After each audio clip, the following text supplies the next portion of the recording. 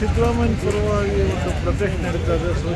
ಹಿಂದುಳಿದ ಶೋಷಿತ ವರ್ಗದವರು ಸಿದ್ದರಾಮಯ್ಯ ರಾಜೀನಾಮೆ ಕೊಡಬಾರದು ಅಂತ ಪ್ರಾಸಿಕ್ಯೂಷನ್ಗೆ ರಾಜ್ಯಪಾಲರು ಅನುಮತಿ ನೀಡಿದ ಹಿನ್ನೆಲೆಯಲ್ಲಿ ಹೈಕೋರ್ಟ್ ದಯವಿಟ್ಟು ಎಲ್ಲರೂ ಸಾವಧಾನದಿಂದ ಕುತ್ಕೊಳ್ಳಿ. ನಾವು ಮಾಡ್ತಾ ಇರೋದು ಮೌನ ಪ್ರತಿಭಟನೆ. ಯಾರು ದಯವಿಟ್ಟು ಕುತ್ಕೊಳ್ಳಿ, ಎಲ್ಲ ಚೇರ್ಗಳಲ್ಲಿ ಕುತ್ಕೊಳ್ಳಿ. ಮುಖಂಡರುಗಳು ಮಾತಾಡ್ತಾರೆ.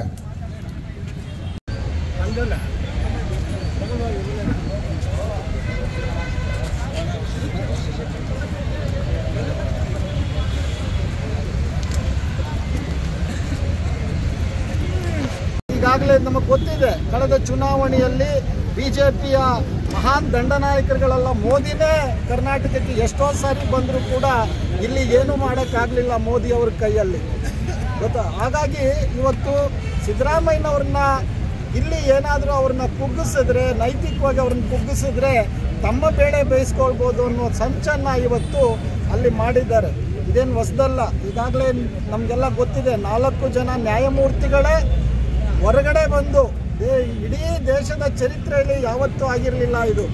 4 ಜನ ಸುಪ್ರೀಂ ಕೋರ್ಟಿನ ನ್ಯಾಯಮೂರ್ತಿಗಳು ಬಂದು ಹೇಳಿದ್ರು ದೇಶ ಆತಂಕದಲ್ಲಿದೆ, ಪ್ರಜಾಪ್ರಭುತ್ವ ಗಂಡಾಂತರದಲ್ಲಿದೆ ಅನ್ನುವಂಥ ಮಾತುಗಳನ್ನು ಹೇಳ್ತಾರೆ. ಅಂದರೆ ಬಿ ಜೆ ಪಿ ಅವ್ರಿಗೆ ಎಷ್ಟು ನಾಚಿಕೆ ಗೆಟ್ಟವರು ಅನ್ನೋದನ್ನು ನಾವು ಅರ್ಥ ಮಾಡ್ಕೊಳ್ಬೇಕು. ಹಾಗಾಗಿ ಸಿದ್ದರಾಮಯ್ಯನವರು ಕಾನೂನಿನ ಒಂದು ಪ್ರಕ್ರಿಯೆ ಏನಿದೆ ಅದ್ರ ಪಾಡಿಗೆ ಅದು ಆಗುತ್ತೆ, ಅದ್ರ ಬಗ್ಗೆ ನಾವಿಲ್ಲ.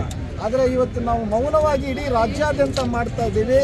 ಇದು ಬಹುಸಂಖ್ಯಾತರ ಒಂದು ಸ್ವಾಭಿಮಾನದ ಪ್ರಶ್ನೆ. ಇದು ಕೇವಲ ಸಿದ್ದರಾಮಯ್ಯನವರು ಪ್ರಶ್ನೆ ಅಲ್ಲ. ಸಿದ್ದರಾಮಯ್ಯನವರಂಥ ನಾಯಕತ್ವ ಈ ರಾಜ್ಯದಲ್ಲಿ ಉಳಿಬೇಕು, ಅದಕ್ಕೋಸ್ಕರ ಈ ಪ್ರತಿಭಟನೆಯನ್ನು ನಾವು ಹಮ್ಮಿಕೊಂಡಿದ್ದೇವೆ. ಎಚ್ ಡಿ ಕುಮಾರಸ್ವಾಮಿ ಅವರಿಗೆ ನೈತಿಕತೆಯೇ ಇಲ್ಲ.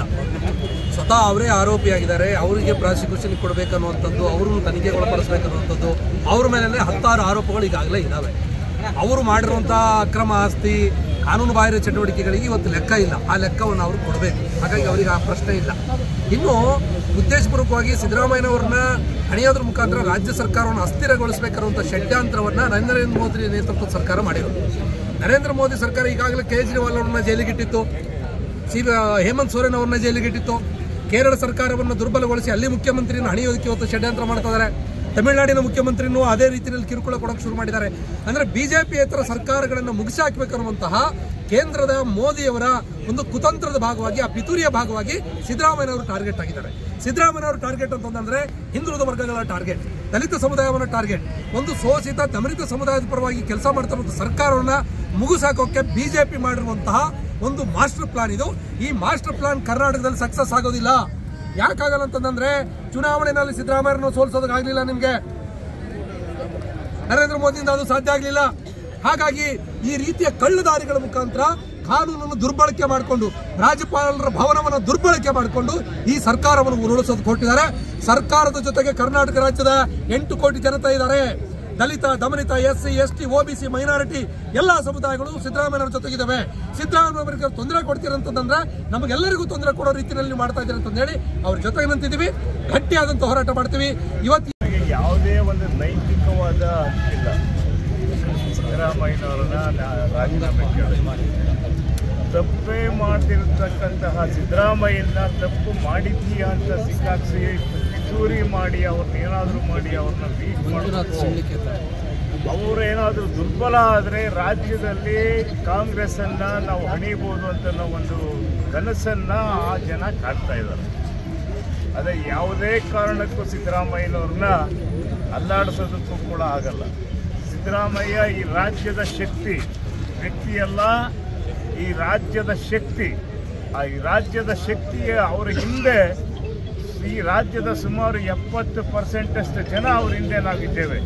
ಈ ಶೋಷಿತ ಮತ್ತು ದಮನಿತ ಸಮಾಜಗಳೇನಿದ್ದಾವೆ, ಆ ದಮನಿತ ಸಮಾಜಗಳು ಅವ್ರ ಹಿಂದೆ ಇದ್ದಾರೆ. ಹಿಂದೆ ಕೂಡ ಭಾಳಷ್ಟು ಮುಖ್ಯಮಂತ್ರಿಗಳನ್ನು ಬದಲಾಯಿಸಿದ್ದೀರಿ ನೀವು. ಈ ಒಂದು ಶೋಷಿತ ಸಮುದಾಯದ ಮುಖ್ಯಮಂತ್ರಿಗಳನ್ನು ನಾವಾಗ ಜಾಗೃತರಾಗಿರಲಿಲ್ಲ. ಈಗ ಈ ಒಂದು ಸಿದ್ದರಾಮಯ್ಯನ ನೀವು ಅಲ್ಲಾಡಿಸಕ್ಕೆ ಬಂದರೆ ನಾವು ಜಾಗೃತರಾಗಿದ್ದೇವೆ. ನಾವು ಅವರ ಬೆನ್ನಿಂದ ನಾವು ಇದ್ದೇವೆ, ಅವರಿಗೆ ಶಕ್ತಿಯನ್ನು ನಾವು ತುಂಬುತ್ತೇವೆ.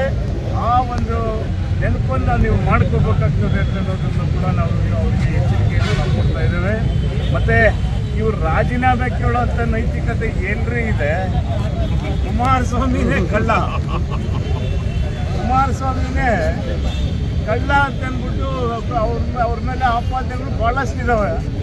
ಆ ಆಪಾದನೆಗಳೆಲ್ಲ ಹೊರಗಡೆ ಬರಲಿ, ಅವ್ರನ್ನ ತನಿಖೆಗೆ ಒಳಪಡಿಸ್ಲಿ. ಆ ತನಿಖೆನ ಒಳಪಡಿಸಿದ ನಂತರ ಆಮೇಲೆ ಅವ್ರು ರಾಜೀನಾಮೆ ಕೇಳಿ ಅವರು ನಾವೇನು ಅವ್ರ ಅಪರಾಧಿಗಳಲ್ಲ, ಅವರು ಏನೋ ಅಪರಾಧ ಮಾಡಿಲ್ಲ ಅಂತ ನಾವು ಸಾಬೀತಾದರೆ ಅವ್ರು ರಾಜೀನಾಮೆ ಕೇಳಲಿ. ಅವರು ಒಬ್ಬ ಆಪಾದಿತ, ಅದನ್ನು ಮರಿಬಾರ್ದು ರೀ. BJPಯವರು ಪ್ರತಿಯೊಬ್ಬರು ಕಳ್ಳರೆ ಅಲ್ಲಿರೋರು. ಯಾರು ತಾನೇ ಸಾಚ ಇದ್ದಾರೆ? 4 ವರ್ಷ ಅಧಿಕಾರ ನಡೆಸಿದಾಗ ಎಷ್ಟು ದುರುಪಯೋಗ ಮಾಡ್ಕೊಂಡಿದ್ದಾರೆ, ಎಷ್ಟು ಭ್ರಷ್ಟಾಚಾರಗಳು ಮಾಡಿದ್ದಾರೆ ಈ ರಾಜ್ಯದಲ್ಲಿ ಅಂತ ಅನ್ನೋದು ನಮ್ಮ ರಾಜ್ಯದ ಜನತೆಗೆ ಗೊತ್ತು. ಆ ಜನತೆಗೆ ಗೊತ್ತಿದ್ದರಿಂದಲೇ ಅವೆರಡೂ ಪಕ್ಷಗಳನ್ನು ಮೂಲೆಗೂ ಕೂಡ 2023 ಚುನಾವಣೆಯಲ್ಲಿ ಮಾಡಿದ್ದಾರೆ.